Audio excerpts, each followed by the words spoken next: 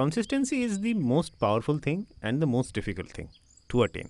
কিন্তু যদি একবার অ্যাটেন করে নেওয়া যায় তাহলে that is like a drug which keeps you high.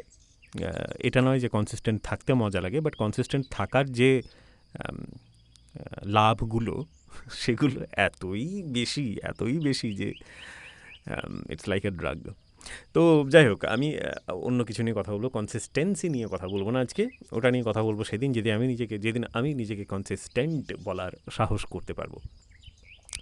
তো আমি আজকে কথা বলবো একটা বিষয় নিয়ে, সেটা ক্রিশ্চিয়ান বেলের রিসেন্ট একটা মন্তব্য আমাকে বেশ ভাবালো।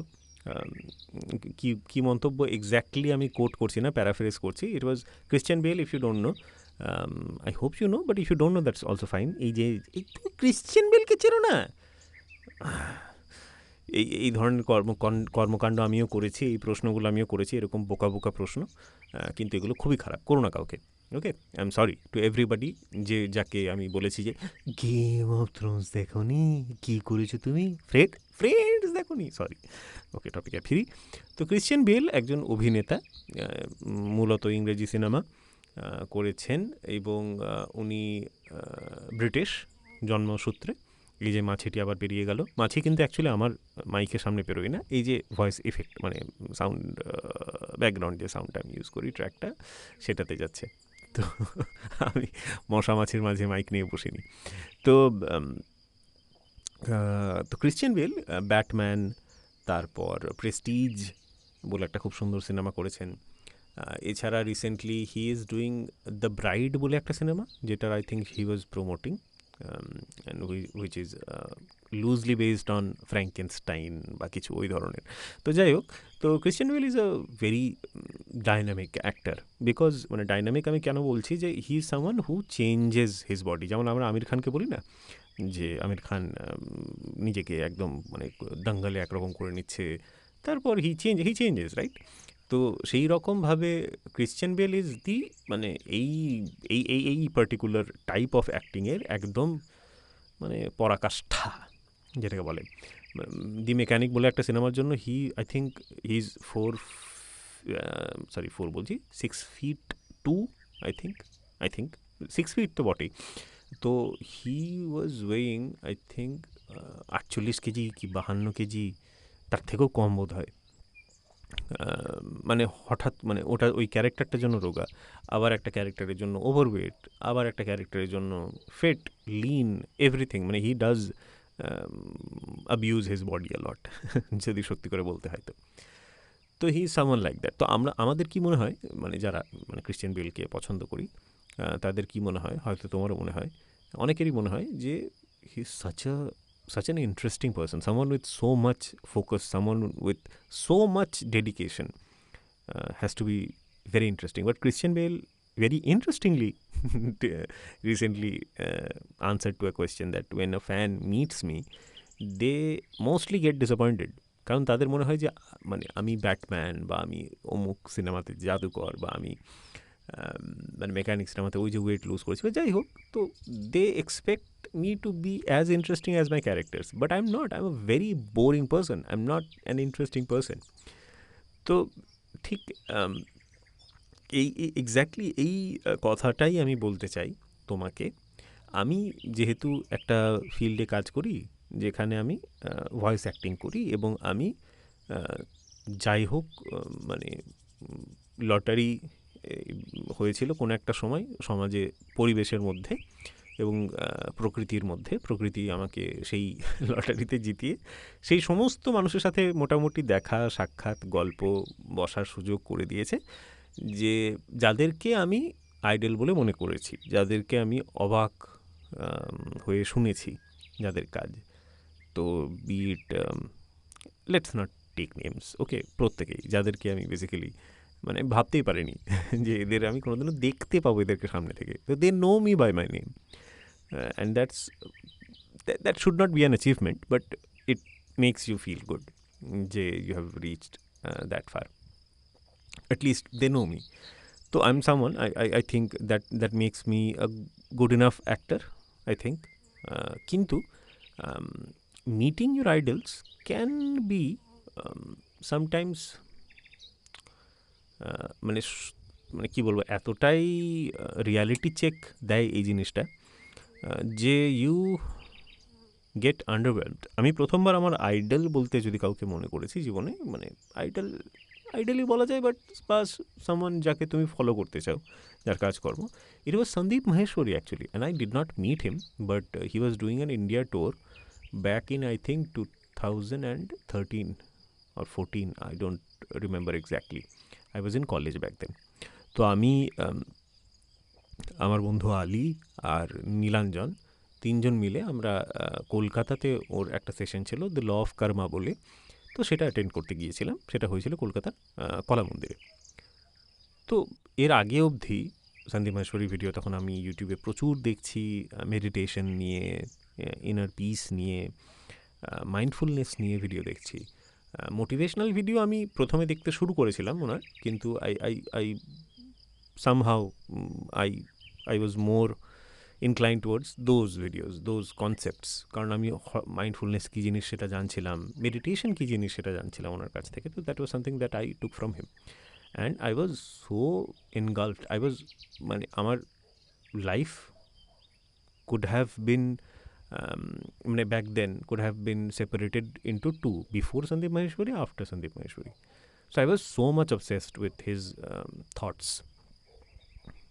তো আমি এরকম করে আমরা যখন কাউকে নিয়ে অবসেসড হই, বা কারো এতটা ভক্তের মতো একটা জায়গায় পৌঁছে যাই, তো আমরা তাদেরকে কিন্তু মোর দ্যান হিউম্যান কিছু একটা ভাবতে শুরু করি, বা তাদেরকে আমরা নিখুঁত ভাবতে শুরু করি অন্তত পক্ষে। আমি যখন প্রথমবার এই কলা মন্দিরে গেলাম, তো যেটা আমার প্রথম রিয়েলাইজেশন ছিল সেই দিন ওই সেশনটাতে, আজ থেকে প্রায় 10 বছর কি 11 বছর আগের ঘটনা, তো আমার মতো হাজার লোক এরকমই বিশ্বাস করে, এবং সেই দিন হাজারও ছিল ওই অডিটোরিয়ামটাতে, লক্ষ লক্ষ লোক একই রকম ফিল করে। তাদের মনে হয় সন্দীপ মাহেশ্বরী তাদের নিজের, তাদের প্রত্যেকেরই মনে হয় যে তারা সন্দীপ মাহেশ্বরীর খুব কাছের একজন মানুষ। কিন্তু আমি যখন ওখানে গেলাম এবং Sandeep Maheshwari was addressing to me like a crowd, আমি একদম সামনে বসেছিলাম, কিন্তু তবু I had no face ওনার চোখে। I was a part of this auditorium. This whole auditorium was someone to him. He was addressing to that person. And that is the way to conduct a seminar or a speech. But I understood that he does not feel the same way towards me or towards his listeners the way we do. And that was a reality check that drove me away from him. মানে একটা gap তৈরি করেছিল, একটা buffer তৈরি করেছিল। I used to listen to him. Later he went on to some other line, মানে কি বলবো, আবোল তাবোল কাজ করতে শুরু করলো লোকটা।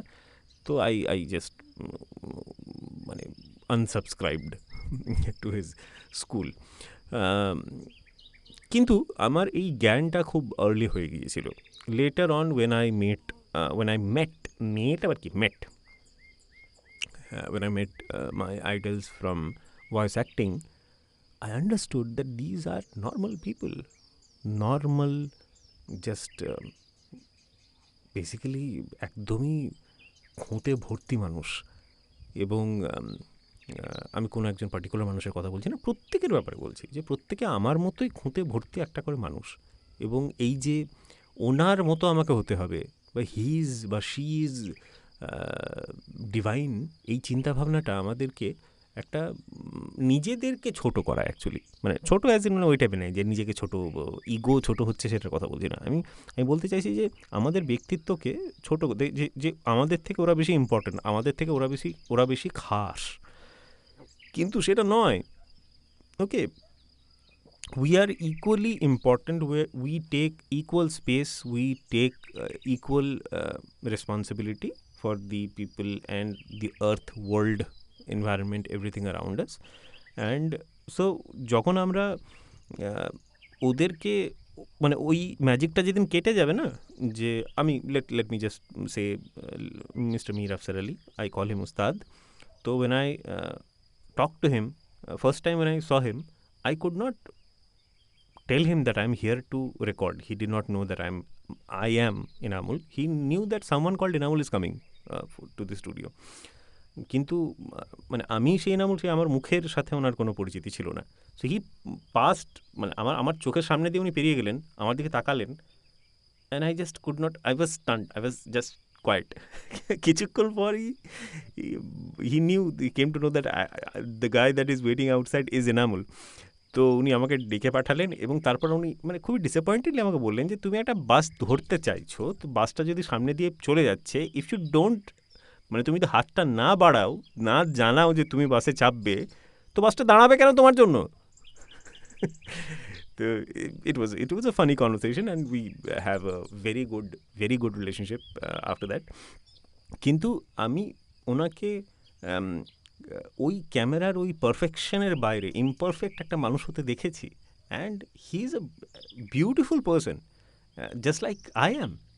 And beauty does not come from perfection, it comes from imperfection. মানে যখনই তাকে আমি ভগবানের থেকে নিচে নামিয়ে দিলাম, যখনই সে মানুষ হয়ে গেল, তখন সে মানে তাকে চামড়া, তার মাংস, তার চোখ, তার গলার আওয়াজ আরও বেশি মানে গল্পের বাইরে এলো না।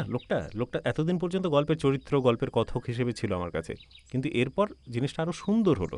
তো আন্ডারওয়েলমড প্রথম এক্সপিরিয়েন্সটা যে আরে বাবা, এ তো মানুষ, এ তো ভগবান নয়, এ তো সুন্দর দেখতে একটা মাইক নয়, এ তো একটা মানুষ। তো এই এই এক্সপিরিয়েন্সটা সবাই নিতে পারে না। Some people gate so depressed যে যে মানুষটাকে এতদিন পর্যন্ত আমি আমার সব ভেবে রেখেছি, যার পোস্টার আমার সমস্ত দেওয়ালে, বা আমি যার কথা শুনে ঘুমোতে যাই, বা যার কথা শুনে উঠি, যার প্রত্যেকটা পোস্টে আমার লাভ রিয়াক্ট থাকে, শেয়ার করার একটা প্রয়োজন থাকে, মনে হয় যেন I am responsible for that person's voice to reach out other people. তো সেই মানুষটা জাস্ট মানুষ, এটা জেনে যাওয়ার পর মনে হয় আমার জীবনটা এতদিন পর্যন্ত আমি মিথ্যে জিনিস নিয়ে কাটিয়েছি, ঠিক ভগবানের মতো। কোনো একজন প্রচণ্ড আস্তিক মানুষ যদি হঠাৎ করে রিয়েলাইজ করে যে, বা রিয়েলাইজ না বলবো না, তার যদি হঠাৎ একটা মনে হয় একদিন হঠাৎ করে যে না, নেই কিছু, সে নেই, আমি যাকে পুজো করছি, যার কথা ভাবছি, যার কাছে চাইছি, যার কাছে কাঁদছি, সেরকম কেউ নেই, কেউ ছিল না, তাহলে গোটা জীবনটা মিথ্যে হয়ে যায়। অ্যান্ড তুমি ভাবো যদি এরকম হয়, হাউ মানে ক্র্যাশ করে যাবে না মানুষ। তো when you meet your idols, be very cautious. They are not মানে ভগবানস, they are human beings. Or make find an idol in someone who is not anymore, and um, don't dig too deep, because if you dig too deep, you are only going to find that they're not good enough, they're not Bhagavan enough. They're humans, they're human beings, they had affairs, they had fights, they miscalculated something, they misjudged someone, they were rude to someone, and you will feel that you're let down by them. কিন্তু তারা মানুষ, তাদের উপর এত চাপ দেওয়া উচিত নয় যে তারা ভুল করতে পারবে না। তো if you can't take that, don't meet your idols, don't dig too much about them, watch their films, listen to their songs, তাদের জীবনের প্রত্যেকটা খুঁটিনাটি জানতে চেও না। And if you do want to know all that, এইটা ভেবেই শুরু করো যে এরা সাধারণ মানুষ। হতেই পারে তোমার কোনো একটা মিউজিশিয়ানের তুমি গান ছাড়া বাঁচতে পারো না, কেঁদে ফেলো, এবং সেই মিউজিশিয়ানের কনসার্টে গিয়ে সেই মিউজিশিয়ানের কাছ থেকে তুমি ঝাড় খেয়ে বাড়ি এলে। তোমার কোনো একটা চিৎকার, ফ্যান সিনেমাটা মনে আছে, ঠিক ওরকম কিছু একটা অভিজ্ঞতা হলো, অতটাও নয় যে জেল খাটতে হলো তোমাকে, লকআপে থাকতে হলো, বাট হলো হয়তো। Your life will crash. হ্যাঁ, ফ্যান সিনেমাতে যেটা হয়েছিল, মানে একজন পাগল হয়ে গিয়েছিল কেন? কারণ তার জীবনের সমস্ত কিছু মিথ্যে, এটা মেনে নিতে হচ্ছে তাকে, আর সেটার তো প্রতিশোধ নিতেই হবে। The film did not turn out to be very well, কিন্তু ইট ওয়াজ আ ভেরি রিয়েল স্টোরি। তো এটা নিয়ে কথা বলার ইচ্ছে হলো, বললাম। তুমি যদি শুনছো এখনও, thank you so much. I am happy যে তুমি সকাল সকাল আমার কথা শুনছো, বা সন্ধে, রাতে, দুপুরে, বিকেলে। কিন্তু আমি আসি সকালবেলা 6:30টার সময়, চেষ্টা করি আশা। কালকে আবার আসবো। Thank you so much for listening.